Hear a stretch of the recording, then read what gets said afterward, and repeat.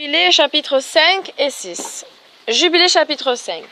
Et cela arriva lorsque les enfants des hommes commencèrent à se multiplier à la surface de la terre et que des filles leur étaient nées. À une certaine année de ce jubilé, les messagers d'Élohim les virent, car elles étaient belles à regarder, et se prirent des femmes parmi toutes celles qu'ils choisirent, et elles leur portèrent des fils qui étaient géants. Et les sans-lois augmentèrent sur la terre, et toute chair corrompit sa voix. Hommes et bétail, et bêtes et oiseaux pareillement. Eux tous corrompirent leur voix et leurs règles, et ils commencèrent à se dévorer entre eux. Et les sans-lois augmentèrent sur la terre, et toute imagination des pensées des hommes était sans cesse au mal. Et Elohim regarda sur la terre, et voici, c'était corrompu, et toute chair transgressait ses règles, et tout ce qui était sur la terre avait fait toutes les sortes de mal devant ses yeux, et dit qu'il détruirait de la surface de la terre les hommes et toute chair qu'il avait créée. C'était les Néphilim, Joanne? Voilà, oui. Une question. Hein?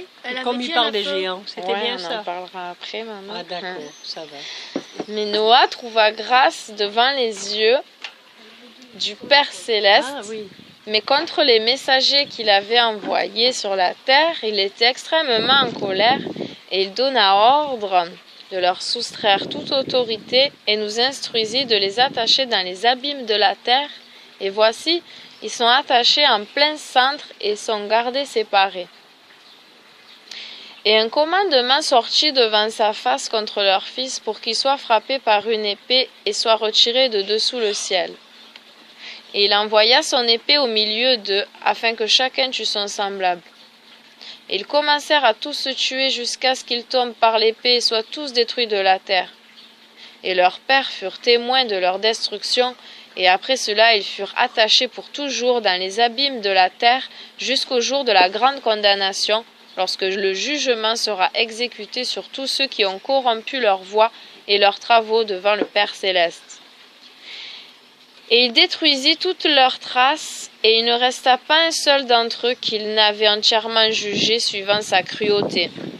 Et il dit, « Mon souffle n'habitera pas toujours en l'homme, car ils sont de chair aussi, et leurs jours seront de 120 ans. » Et il créa une nature droite et nouvelle en tous ses travaux, afin qu'ils ne pêchent pas hors de leur propre nature, mais qu'ils soient toujours tous droits, chacun selon son espèce. Et le jugement de tous est ordonné et écrit sur les tablettes célestes de justice, tel que le jugement de tous ceux qui se détournent et ne marchent pas selon le chemin qui est ordonné pour eux d'y marcher. Le jugement est écrit pour chaque créature et pour chaque espèce. Et il n'y a rien qui n'est pas jugé dans le ciel ou sur la terre, ou dans la lumière ou la noirceur, ou au séjour des morts, Sheol, ou dans la profondeur, ou dans un endroit obscur, et tous leurs jugements sont ordonnés, écrits et gravés. Il jugera vis-à-vis de tous, le grand selon sa grandeur, le petit selon sa petitesse, et chacun selon sa voie. S'il dit qu'il exécutera jugement sur chacun, il n'est pas celui qui favorise aucune personne, ni celui qui reçoit des cadeaux, ni si l'un donne tout ce qu'il a sur la terre, il ne favorisera pas les cadeaux ou aucune personne, il n'acceptera quelque chose de ses mains, car il est un juste juge. Et des enfants d'Israël, il est écrit et ordonné que s'ils se tournent vers lui avec rectitude, il pardonnera leurs transgressions et pardonnera tous leurs péchés. Il est écrit et ordonné qu'il fera grâce à tous ceux qui se détourneront de leurs fautes une fois par année. Et de tous ceux qui corrompirent leur voix et leurs pensées avant le déluge, aucune personne humaine ne fut laissée indemne excepté Noah, alias Noé, seul, car sa personne fut acceptée en partie pour ses fils que Elohim sauva des eaux du déluge pour son compte, parce que son cœur était droit dans toutes ses voies, et suivant ce qui avait été ordonné le concernant, qu'il ne s'était pas détourné de tout ce qui lui avait été commandé. Et le Père Céleste dit qu'il voulait détruire toute chose qui était sur la terre, hommes et bétail ensemble, et bêtes et volatiles de l'air, et ceux qui bougent sur la terre. Et il commanda à Noah de se faire une arche pour qu'il se sauve des eaux du déluge. Et à la tête du premier mois, Dans la 5e année de la 5e semaine du 26e jubilé d'année, Noah fit l'arche en tout point comme il lui commanda. Et il entra dans le 2e mois de la 6e année, et il entra dans l'arche à la tête du mois jusqu'au 16 du 2e mois avec tous ceux que nous lui amenions. Et le Père Céleste la referma de l'extérieur au 17e soir. Et le Père Céleste ouvrit 7 portes d'eau du ciel, et du grand abîme les entrées des fontaines au nombre de 7 entrées, et les portes d'eau commencèrent à déverser l'eau du ciel, et les fontaines de l'abîme envoyèrent aussi leurs eaux pendant 40 jours et 40 nuits, jusqu'à ce que le monde entier soit immergé d'eau. Et les eaux s'accrurent sur la terre, et s'élevèrent de 15 coudées d'eau par-dessus toutes les hautes montagnes. Et l'arche fut élevée au-dessus de la terre et se mouvait à la surface des eaux. Et l'eau prévalut sur la face de la terre 5 mois, 150 jours, et l'arche alla s'arrêter au sommet de Lubar, une des montagnes d'Ararat. Et à la tête du 4e mois, les portes d'eau du ciel furent contenues, et les fontaines du grand abîme furent fermées. Et à la tête du 7e mois, toutes les entrées des abîmes de la terre furent ouvertes, et l'eau commença à descendre dans l'abîme en dessous. Et à la tête du 10e mois, les sommets des montagnes se voyaient. Et à la tête du 1er mois, la terre fut visible. Et dans la 7e année de la 5e semaine, les eaux disparurent dessus la terre. Et au 17e jour du 2e mois, la terre était sèche, et au 27e jour, il ouvrit l'arche et renvoya bêtes et bétail et oiseaux et toutes choses mouvantes. Jubilé chapitre 6. Et à la tête du 3e mois, il sortit de l'arche et construisit un autel sur cette montagne, et il fit expiation pour la terre.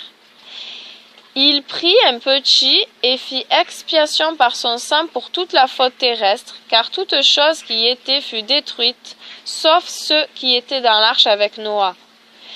Et il déposa la graisse sur l'autel, et il prit un bœuf et une chèvre et un mouton, et des petits, et du sel, et une tourterelle, et une jeune colombe, et déposa sur l'autel un sacrifice au feu, et versa dessus une offrande mélangée d'huile, et l'aspergea de vin, et couvrit le tout d'encens, ce qui fit monter une bonne odeur acceptable devant le Père Céleste. Et le Père Céleste sentit la bonne odeur, et il fit une alliance avec lui, qu'il n'y aurait plus jamais de déluge pour détruire la terre, on avait lu ça ce matin. Que durant tous les jours de la terre, semailles et récoltes ne cesseront jamais, froid et chaud, et été et hiver, et jour et nuit ne changeront pas leur ordre et ne cesseront jamais. Et il dit, et toi, augmente-toi et multiplie sur la terre, et tu deviendras beaucoup sur elle, et tu seras une bénédiction sur elle. J'inspirerai la crainte de toi et la terreur de toi à toute chose qui est sur terre et dans l'eau. Et voici, je t'ai donné toute bête et toute chose ailée, et tout ce qui bouge sur la terre, et le poisson dans les eaux, et toute chose en nourriture, comme les herbes vertes. Je t'ai donné toutes ces choses en nourriture, mais la chair avec la vie, avec le sang, tu n'en mangeras pas, car la vie de toute chair est dans le sang. Sinon, les vies te seront réclamées de ton sang.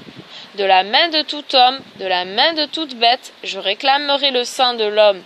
Qui répandra le sang humain, par l'homme son sang sera épandu. Car à l'image d'Élohim, il fit l'homme. Et toi, augmente-toi et multiplie-toi sur la terre.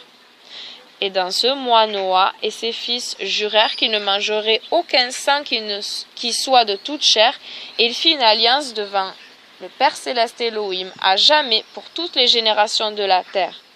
Il vous parla qu'à ce sujet tu fasses une alliance avec les enfants d'Israël par un serment dans ce mois sur la montagne, et que vous deviez asperger du sang sur eux à cause de toutes les paroles de l'alliance que le Père Céleste fit avec eux pour toujours.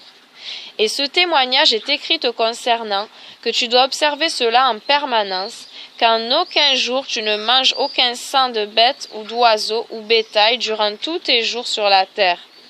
Et l'homme qui mange du sang de bête ou de bétail ou d'oiseau durant tous les jours de la terre, lui et sa semence seront déracinés du pays.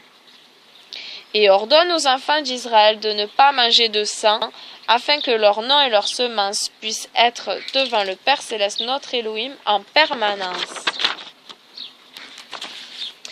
Il n'y a pas de limite de jour pour cette loi, car elle est à toujours. Ils observeront cela pour leur descendance, afin qu'ils puissent continuer d'implorer de ta part avec du sang sur l'autel chaque jour. Et au moment du matin et du soir, ils chercheront l'absolution devant le Père Céleste de ta part en perpétuité, afin qu'il la conserve et ne soit pas déraciné. Et il donna un signe à Noah et ses fils qu'il n'y aurait plus de déluge sur la terre. Il plaça son arc dans la nuée comme signe de l'alliance éternelle, qu'il n'y aura plus de déluge sur la terre pour la détruire tous les jours de la terre. Pour cette raison, il fut ordonné et écrit sur les tablettes célestes qu'ils doivent célébrer dans ce mois la fête des semaines une fois par année pour renouveler l'alliance chaque année. Et cette fête était entièrement célébrée au ciel du jour de la création au jour de Noah, 26 jubilés et 5 semaines d'année. Et Noah et ses fils l'observèrent 7 jubilés en une semaine d'année jusqu'à la mort de Noah. Et du jour de la mort de Noah, ses fils l'abolirent et mangèrent du sang jusqu'au jour d'Abraham. Mais Abraham l'observa, et Isaac et Jacob et ses enfants l'observèrent dans leurs jours. Et les enfants d'Israël l'oublièrent dans leurs jours, jusqu'à ce que tu le célèbres de nouveau sur cette montagne. Et commande aux enfants d'Israël d'observer cette fête dans toutes leurs générations comme un commandement pour eux.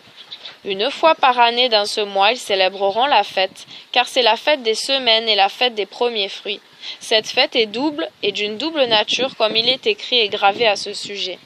Célèbre-la, car j'ai écrit dans le livre de la première loi, ce que j'ai écrit pour toi, que vous devez célébrer la fête en sa saison une fois par année, et je t'ai expliqué ces sacrifices que les enfants d'Israël doivent se rappeler, et qu'ils doivent la célébrer à travers leur génération un jour par année dans ce mois. Et la tête du premier mois, et la tête du 4e mois, et la tête du 7e mois, et la tête du 10e mois, printemps, été, automne, hiver, sont les jours de mémoire et les jours des saisons dans les 4 partitions de l'année. Ceux-là sont écrits et ordonnés comme un témoignage pour toujours. Et Noah les leur recommanda pour lui-même comme des fêtes pour les générations à jamais, pour qu'elles deviennent un mémorial pour lui. À la tête du premier mois, il lui fut permis de faire une arche, et en ce jour la terre devint sèche, et il ouvrit l'arche et vit la terre. À la tête du 4e mois, les entrées des profondeurs de l'abîme au-dessous furent fermées. À la tête du 7e mois, toutes les entrées des abîmes de la terre furent ouvertes et les eaux commencèrent à y descendre. Et à la tête du 10e mois, les sommets des montagnes se voyaient, et Noah fut heureux. Et à ce sujet, il leur ordonna pour lui-même comme des fêtes en mémorial à toujours, et elles furent ainsi ordonnées, et ils les mirent sur les tablettes célestes. Chacun avait 13 semaines de l'une à l'autre, et passaient leur mémorial de la première à la deuxième, et de la deuxième à la troisième, et de la troisième à la quatrième. Et tous les jours de l'ordonnance sont de 52 semaines de jours, et cela constitue l'année au complet. Ceci est gravé et ordonné sur les tablettes célestes, et il n'y a pas de négligence à ce commandement pour une seule année, ou d'année en année. Et toi, commande aux enfants d'Israël qu'ils observent les années conformément à ce décompte de 364 jours, et cela constituera une année complète, et ne décaleront pas son temps de ses jours et de ses fêtes, car toute chose s'accordera avec cela selon leur témoignage, et ils ne négligeront aucun jour, ni ne décaleront aucune fête. Mais s'ils négligent et ne les observent pas suivant son ordonnance, alors ils dérangeront leur saison en entier, et les années seront décalées de leur ordre, et négligeront leur ordre. Et tous les enfants d'Israël oublieront, et ne trouveront plus le chemin des années, et oublieront les têtes des mois, et saisons, et sabbats, et ils iront faussement ainsi que tout l'ordre des années. Je sais à compter de maintenant, et si je te le déclare, ce n'est pas de mon propre chef, car cela est gravé et écrit dans le livre devant moi et sur les tablettes célestes, comment la partition des dates est ordonnée, et malgré cela, ils oublieront les fêtes de l'Alliance et marcheront suivant les fêtes des nations, les fêtes païennes, oui. Hein? Oui. Noël, jour de l'an, carnaval, carnaval, Saint-Valentin, fête des pères. Donc ils oublieront les fêtes de l'Alliance et marcheront suivant les fêtes des nations, selon leurs erreurs et selon leur ignorance. Car ils sont ceux qui feront assurément des observations de la lune, comment elles influent sur les saisons, et viennent d'année en année 10 jours plus tôt. Pour cette raison, les années tomberont sur eux, quand ils dérangeront l'ordre et feront du jour du témoignage un jour détestable, et d'un jour de fête un jour impur, et ils confondront les jours au complet, le saint avec l'impur, et le jour impur avec le saint, car ils iront faussement pour les mois, et les repos, et les fêtes, et les jubilés aussi. Pour cette raison, je t'ordonne et te confirme que tu dois leur attester, car après ta mort, tes enfants les perturberont, au point qu'ils ne feront pas l'année de 364 jours seulement, et pour cette raison, ils iront faussement, ainsi que pour les têtes des mois, et saisons, et shabbats, et fêtes, et ils mangeront toutes sortes de sang avec toutes sortes de viande. Fin.